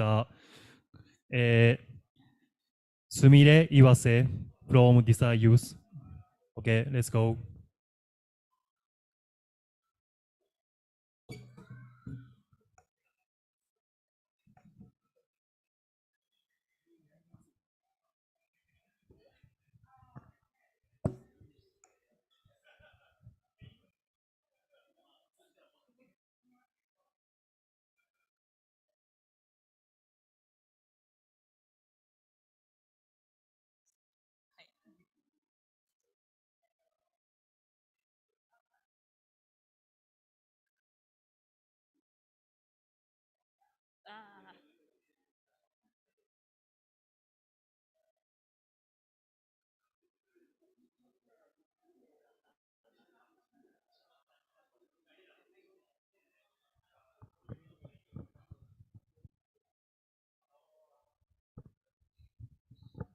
皆さんはじめまして。よろしくお願いします。私もちょっと日本語でやらせていただければなと思います。申し訳ないです。よろしくお願いします。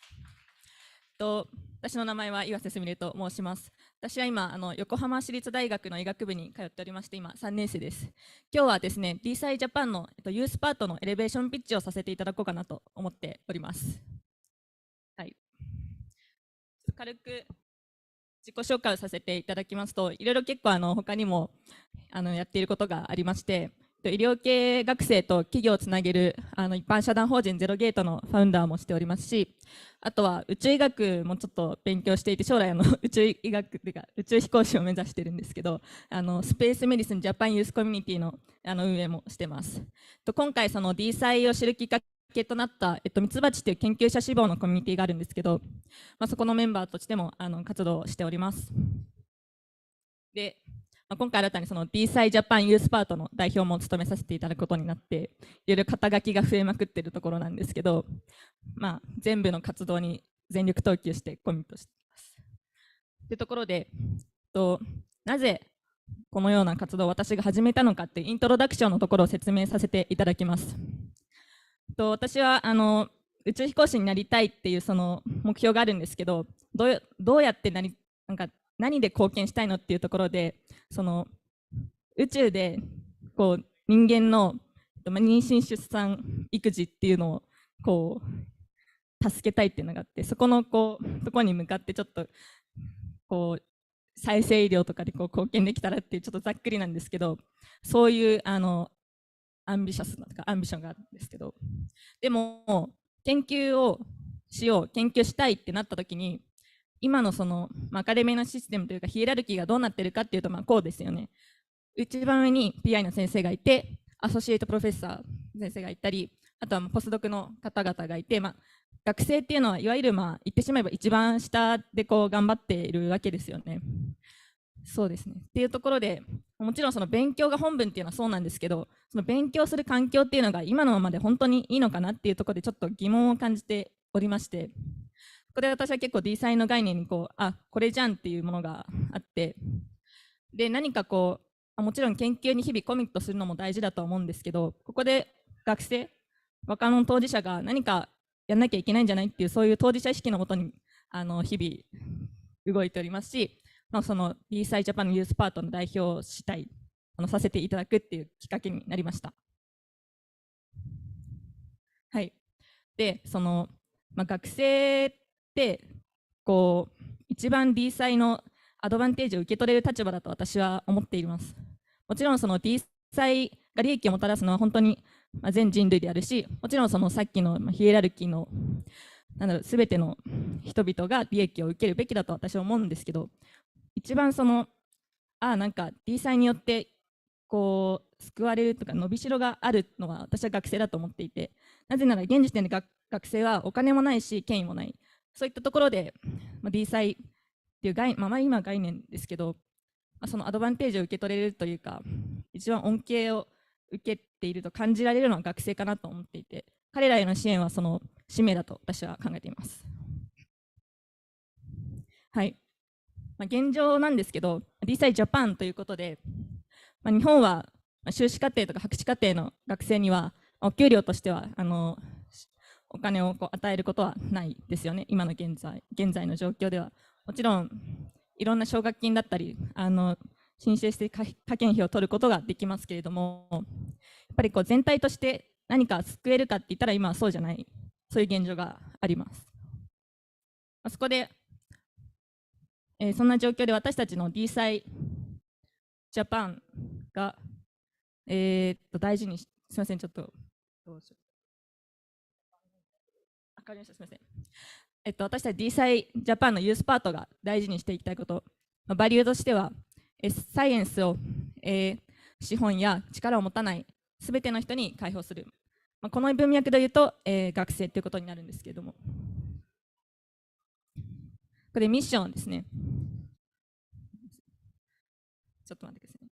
ミッションはこの DeSci のアプローチを学生による学生のためのアプローチをしていこうよ、そういうところをミッションとして掲げていこうと思っています。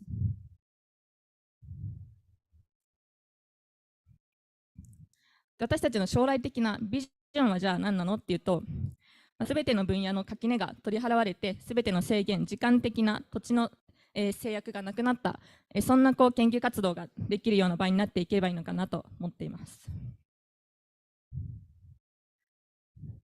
また DeSci Japan のユースパートでは概念のところではなくて割と実践的なところをまず大切にしていきたいなと思っています。なぜならですね、学生生活っていうのは一度きりですし、一回始めてしまったらもう、時は過ぎるばかりで中断することはできますけど、やっぱり今何とかしたい、今じゃあ修士号取りたい、博士号取りたい、でも生活が苦しいって苦しんでいる学生を助けるためにはやっぱ即効性が大事だと思いますし、概念の共有だけではなくて今実際何かをやるっていうのが私は大事だと思っています。なのでここに掲げている4つのことをちょっと始めていけたらなと思っています。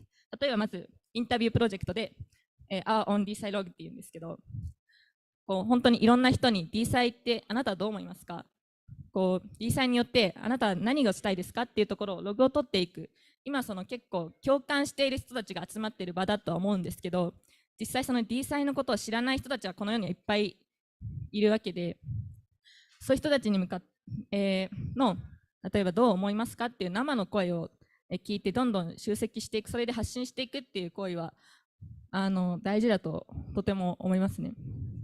あとはそうですね、研究者コミュニティのミツバチでもちょっとやっていたことなんですけど、ピッチコンテスト、学生のピッチコンテストをやっていきたいなと思っています。でそのピッチコンテストの中で、例えばそうですね、みんなでウォレットを持って、じゃあピッチコンテストでじゃあこの人の研究すごいいいなと思ったら、じゃあこの人の支援をしてあげよう、そういうふうに実際にWeb3 の仕組みを使ってどんどんミニな形ではあるけど実践していく、そういうこともできたらなと思っています。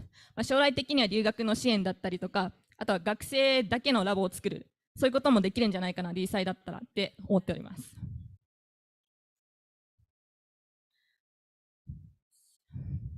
そうですね。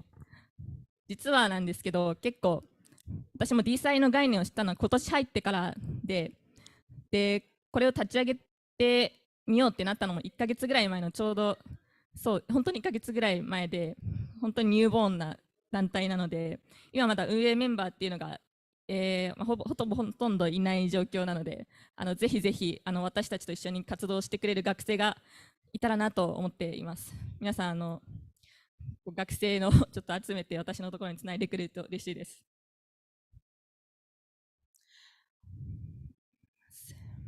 そうですね。ただ、ちょっと皆さんの素晴らしい発表と違ってちょっとエレベーションピッチなのでちょっと薄い内容にはなってしまったかと思うんですけど、ただの何のスキルも持たない学生がやりたいというか、その情熱だけで動いてるんですけど、そういったところをぜひぜひ応援していただければなと思っています。Facebook とLinkedIn ぜひつながってください。よろしくお願いします。はい、そうですね。もう DeSciの世界に踏み入れてしまったので、これからどんどんやっていけたらと思います。これからどうぞよろしくお願いします。ありがとうございました。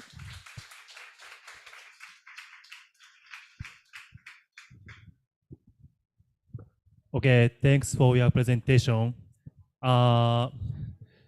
Next presenter is Shoka Kadoi. Can you hear me?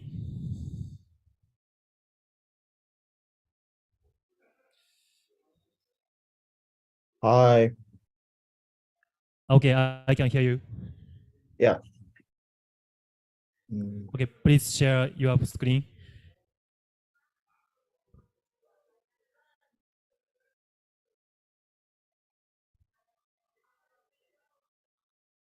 Okay, I can share your screen. Okay.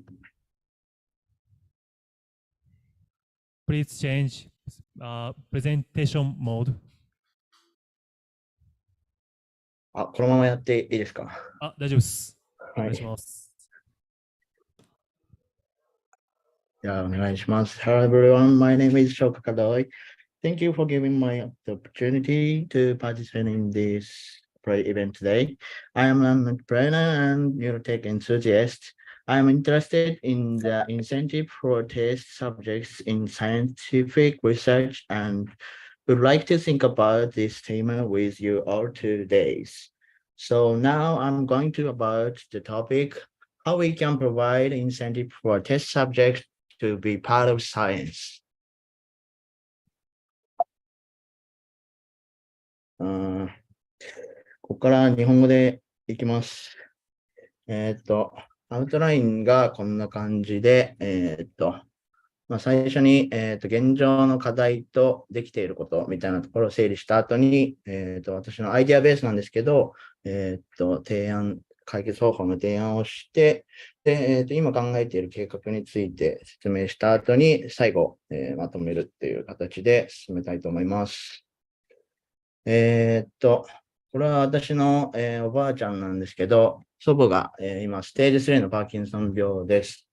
ちょっと動画が再生できないんですけど、できた。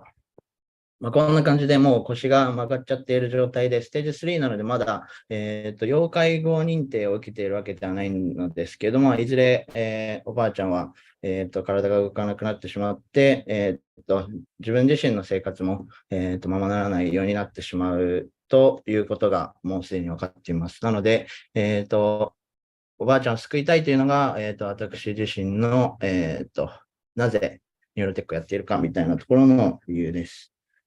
自己紹介にもう少し戻らせてもらうと、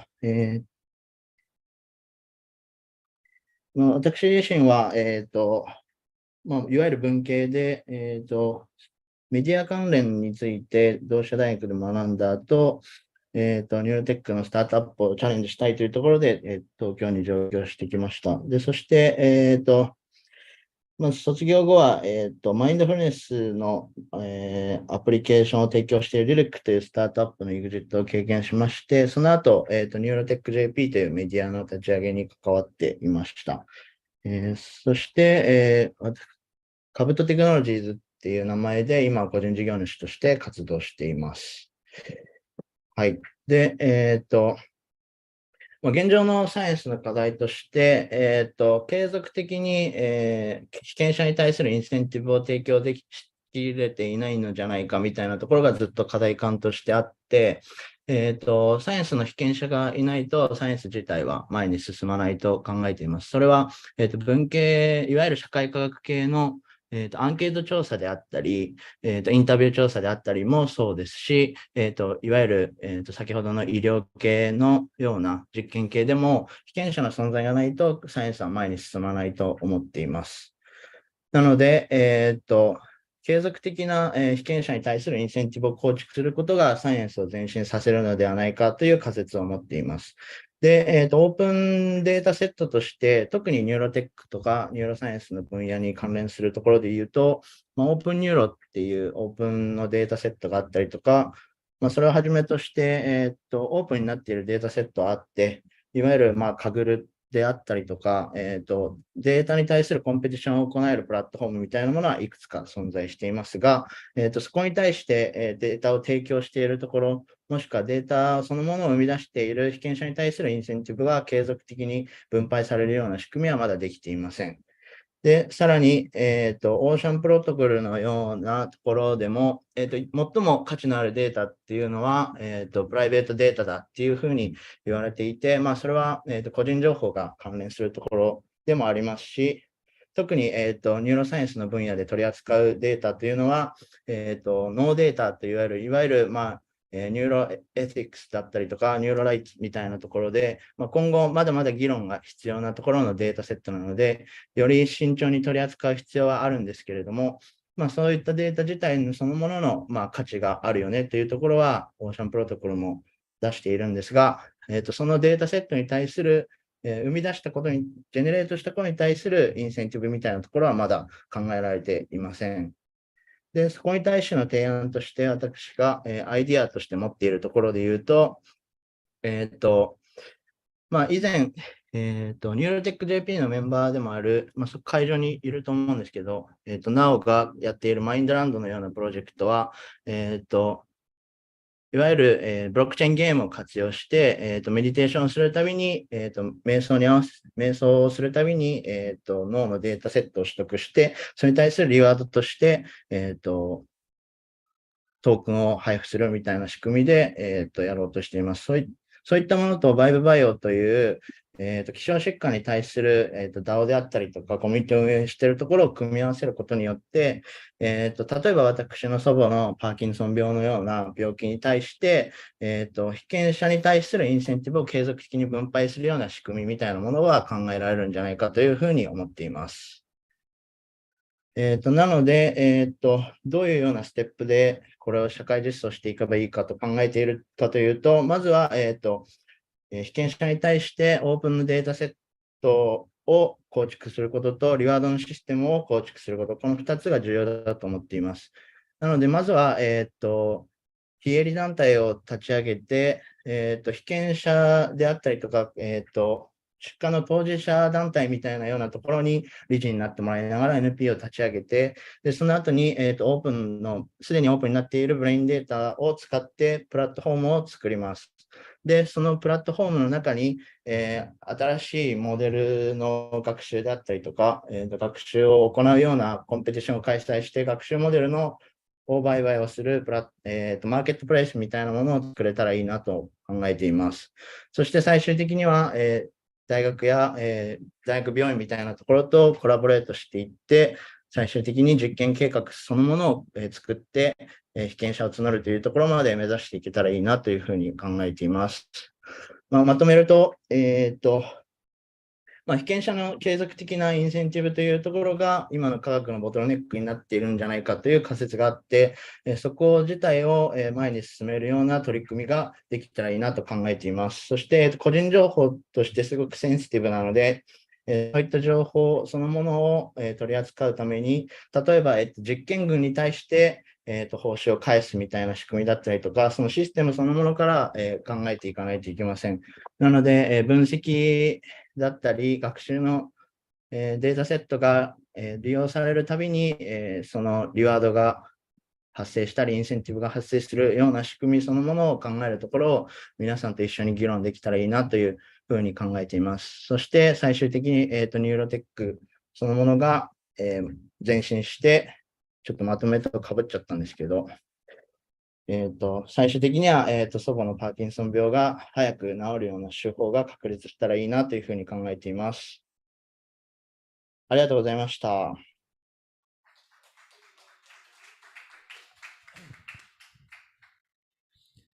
Okay, thanks for presentation. Next presenter is ZH3036 from Planka DAO or Greenpeace. May I start? Yeah, I can hear you. Okay. I'll share a very simple screen.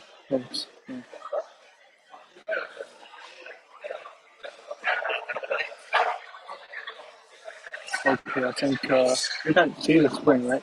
Yeah, I think.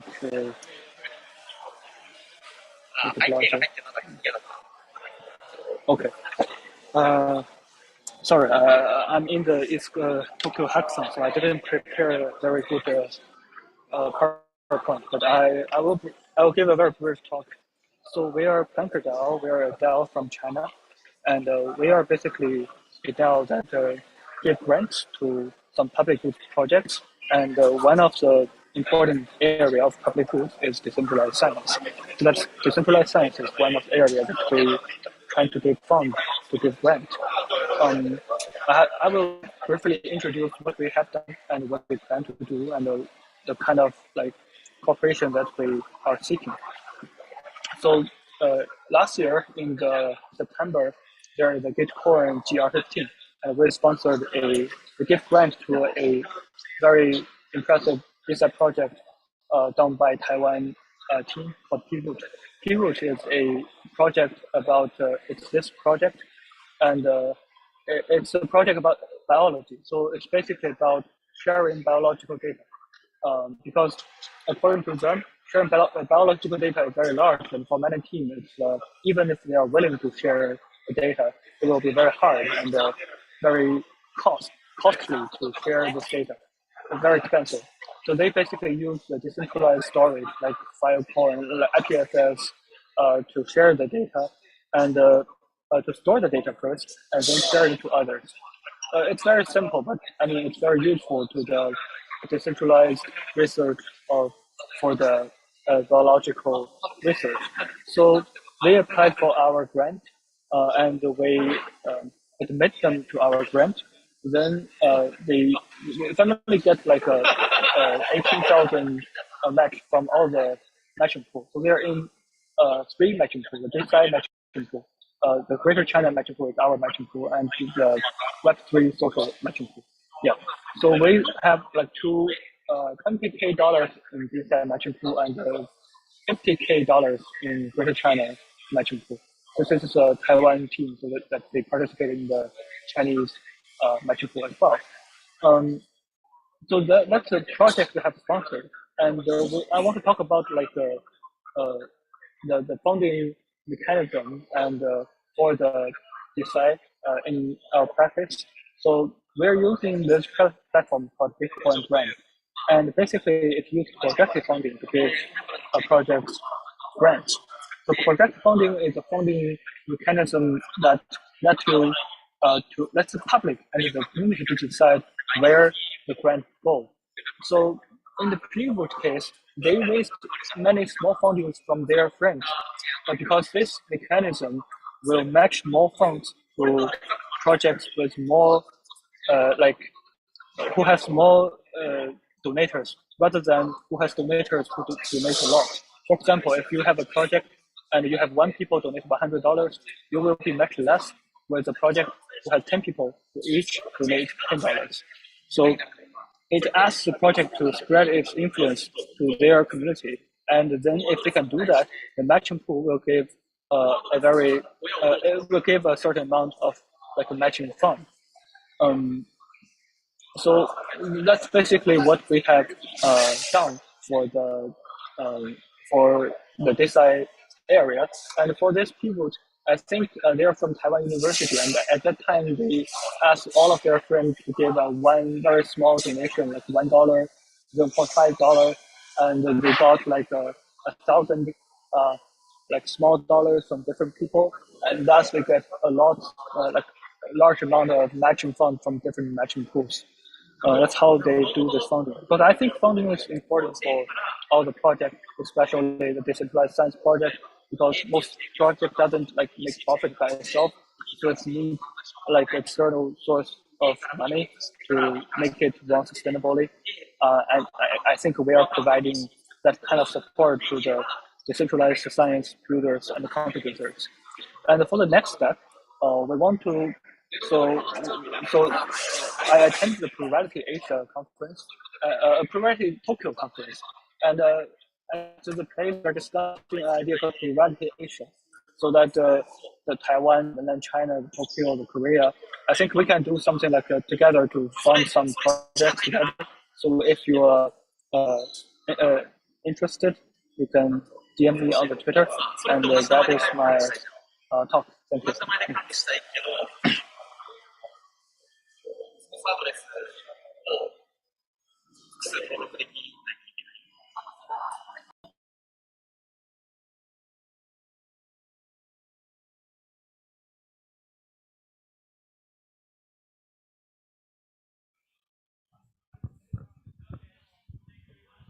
Okay, thank you for your presentation.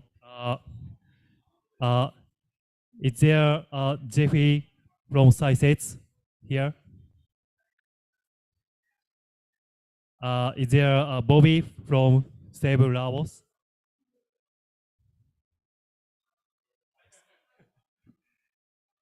Uh,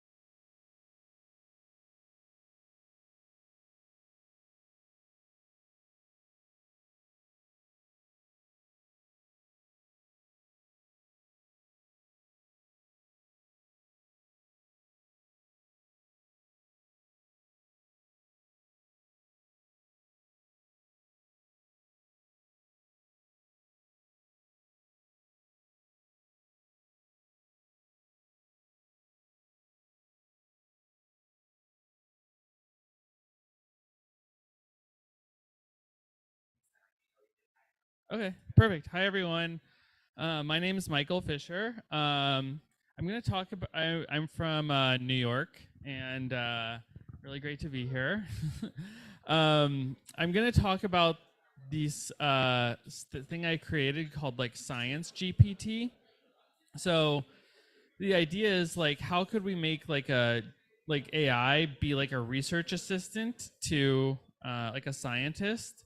And what does it look like when a scientist is sort of augmented with AI? And then also like, how do we use like DeSci technologies to try and make that all work? So this was like sort of like a toy project I built. Okay, yeah. So the goals is like, I think it's important because we keep trying to think of ways to like create different mechanisms for scientists to, fix the reproducibility problem in science and to make science more reproducible and the methods more rigorous. And we keep trying to do that maybe with like incremental technologies in terms of like data sharing and but I was trying to like rethink it, like what if the problem in science isn't necessarily like, maybe the problem in science is the humans that are doing it, and maybe if we were able to like put in a little bit more AI into it, we could make science a lot better. So this is like a proof of concept of how. Then there's just this other thing also. It's like okay, so if you have AI that's only AI, it can't really interact with the real world at all. So an AI model, if you ask it to like measure the temperature outside or to conduct an experiment in its current instantiation, it can't really like interface with the real world. So part of this experiment with like creating an AI scientist is thinking through like, how do we create an AI that's able to like interface with the real world as well? Because currently it's just sort of all in its own virtual world, and that's typically not how science is done. I mean, you can do science that way for like mathematics, but you can't do science that way for like real world science. Okay, let's go to the next one. So like, let's just break down like what's included in science. So science typically involves like a research question first, and then a hypothesis and a experiment. And then you take that experiment and you analyze it. And this is sort of like the scientific method that is very common, and you come up with a conclusion.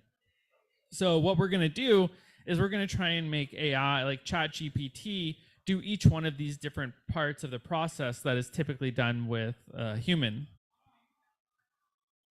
So this is a little small, but I'll just read it. This is the first thing is like, we first have to make it come up with a question. So we say like, okay, ChatGPT, what are the main areas of science? So this was just sort of like an ideation phase. And it comes back with the main areas of science are physics, the main areas of science are chemistry, the main areas of science are biology, earth science, astronomy, environmental science, computer science, psychology, sociology, and medicine. So now we say we need to get a little bit more specific. So because this is like an easy project, I wanted to do it on like, I wanted this science project to be reproducible by anyone. So I thought like, what is something that everyone has access to? And people have access to like baking soda and vinegar, which is for, making a volcano. So I say like, for each of the fields of science, come up with a research question about baking soda and vinegar volcanoes. So the first one is physics, and it says, how do you rate the eruption in a baking soda and vinegar volcano, and how does it relate to the ratio of baking soda and vinegar to the temperature of the vinegar? And then in chemistry, it says, how does the acidity level of the vinegar affect the chemical reaction between baking soda and vinegar in a volcano? And then for biology, it says, how does the presence of yeast in baking soda and vinegar volcano affect the rate of eruption and the formation of bubbles? So for each of the different areas that we had written out before, it came up with like a science experiment for each of those different ones. Okay, so then we have to have like, those in the previous things, those were the research questions. So now I asked, it said, for each of these different research questions, come up with a hypothesis, because like generating a hypothesis is very important in the scientific process, because otherwise you need some sort of guess. Otherwise you sort of p-value hacking, or you'll just find inference, you'll find causality where there maybe isn't. Okay, so for physics, it says the rate of eruption in a baking soda and vinegar volcano will increase as the ratio of baking soda to the vinegar increases and the temperature increases.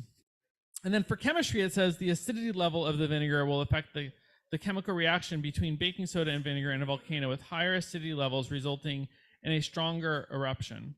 So for each of those, it sort of came up with one of those. We'll go to the next slide. Oh, so I said, let's just do the chemistry one. It was just sort of chose randomly, but you could do any of them. And it said, now we need to come up with, okay, so it has this question, it has this hypothesis, so we have to come up with a methodology for doing this. So it says, to test, we say for chemistry, it says, come up with a methodology for this experiment, we asked it, and it said, okay, to test the hypothesis that the acidity level of vinegar affects the chemical reaction between baking soda and vinegar in a volcano, the following methodology can be used. You gather the material, you prepare the volcano model, you measure the acidity level of the vinegar, and it basically wrote out like a methods that you'd normally read about in a paper. And it says, test different acidity levels, perform the volcano eruption using acidity levels of 3, 5, and 7%. So that's pretty cool. Okay, so then I wanted to be a little bit more specific, since I wanted to create a form that anybody could figure out. So they could basically like conduct the experiment and then fill out like a form where you just like type it in, and then it would just like collect all of this data in a database, and then we'd have the like AI analyze that. So it came up with this this form. Okay, so this is actually pretty interesting too. This is like, it's done a lot of like, I started this company called DBDAO, which is like a Google Forms for like Web3. And so the idea here is like, we need to get the questions that it created previously in a format that could be put into this form. So I just gave it an example of like the JSON schema that we need. And then I gave it the questions we wanted, and it was able to marshal the data between the questions that we had before and into the format that DBDAO needs to read it out. All right, next slide. So this is the form that's created here. So you can see you have the acidity level, and it just created this whole form that is the whole schema, like for a database schema, more or less. So now we have this form that we have, and we can send it out to all the people in our DAO. So let's say we created like a volcano DAO to test out volcano experiments. Okay, so now we did the first experiment here. So we got baking soda and vinegar. So I think you can press play and it should play the video.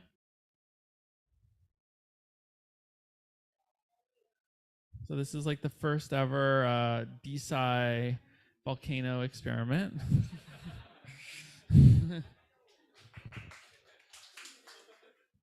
So it worked. Okay, so now we fill out the form here of like the acidity level, the ratio of baking soda to vinegar, the strength of how much it erupted, how long it lasted for. And it's all in this database. And what's cool about this database, you can go to the next slide.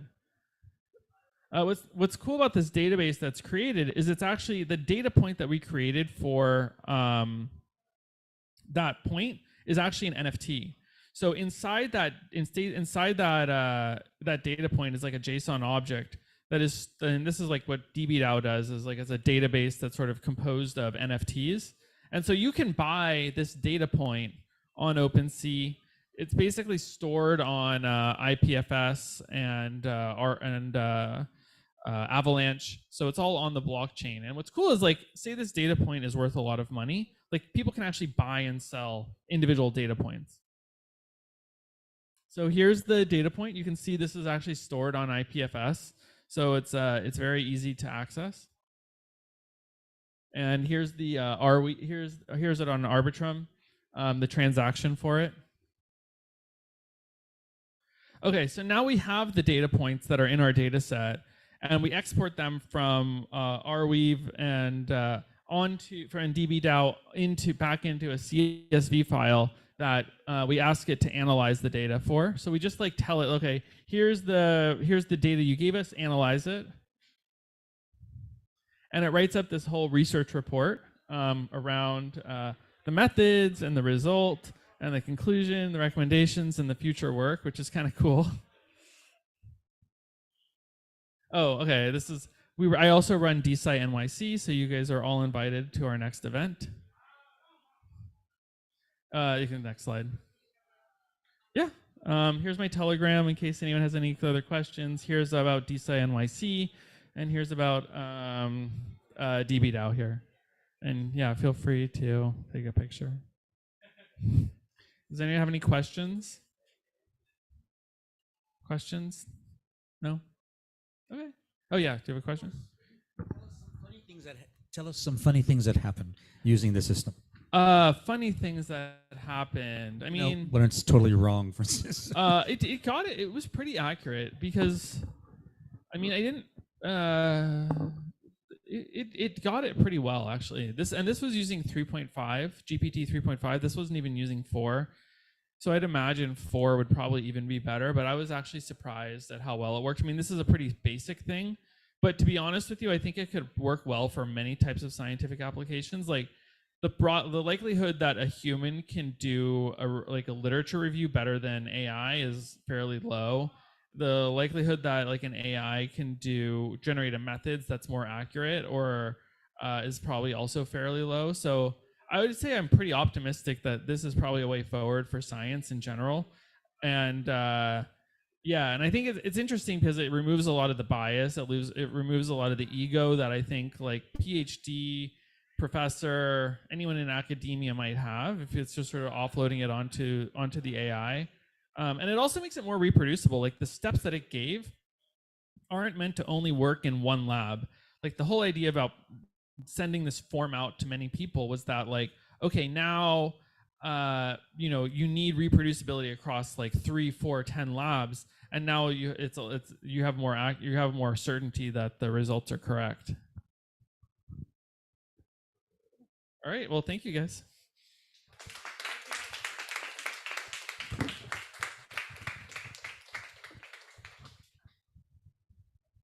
Okay, thank you very much for all the speakers. Well, seemingly we, I think, yeah, our speakers already, had a talk already. So after this, like anybody who wants to like have a talk, 10 minutes, I don't know, 15 minutes, whatever, you can come to here and like have a talk. And yeah, before that, please let me, say something again. Yeah, thank you very much, everybody, coming today. I'm so happy that people finally came to this event.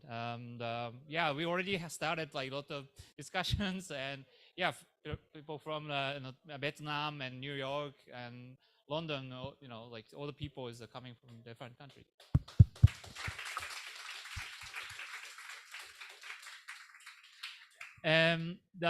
So yeah, we're going to have her tomorrow. So yeah, don't drink too much.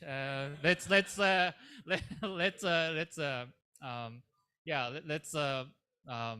fun tomorrow more. So yeah, from here, like we are kind of free. So you guys, if you want to have a talk, yeah, please let us know. So rest of the time. So yeah, please enjoy. Thank you very much.